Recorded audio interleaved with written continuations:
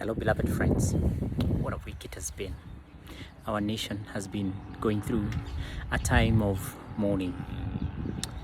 As we've been going through this time, I've thought of a couple of passages that may be helpful for us as we go through these days.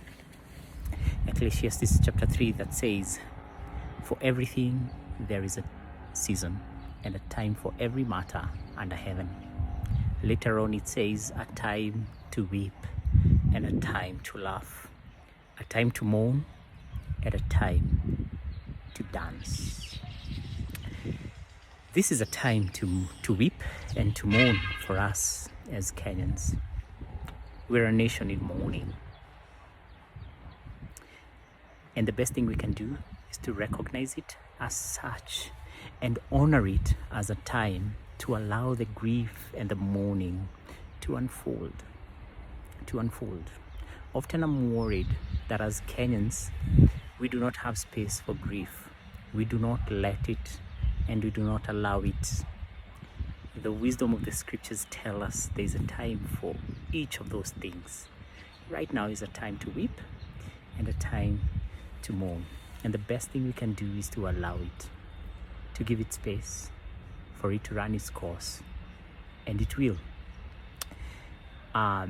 I'm always surprised that Jesus said, "Blessed are those who mourn, for they will be comforted." It's almost like Jesus is saying, it is quite wise to allow the cycle of the grief and the mourning, to sit in the discomfort of it when it's happening, because at the end of it, the comfort will arise. I tend to think that sometimes we as Kenyans are in a haste of moving on too quickly, or we just do not allow the mourning and the grief to unfold. As I've been looking around social media, I've been seeing people throwing jabs at each other. Some of them are trying to make political scores. Some of them are trying to prove a point. It is not a time for all that. It is a time to let grief be. That is the most human and humane thing we can do, to be humble in the presence of the grief. And at some point at the very end, the comfort will come. Psalm 34 verse 18 also says, "God is near to the brokenhearted and saves those who are crushed in spirit."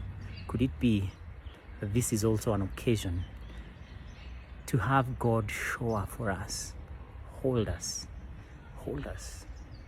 I think it's better to know the presence and the support of God in times like this than to try and manage it ourselves and look for distractions, but to allow God to truly show up, the one who is close to the brokenhearted and helps those who are crushed in spirit. Such are the times when we really see that unfold. So, beloved friends, blessings to you. May the God who's close to the brokenhearted and who heals and saves the crushed in spirit be with you. Allow room for the grief, and may God see you through. Blessings.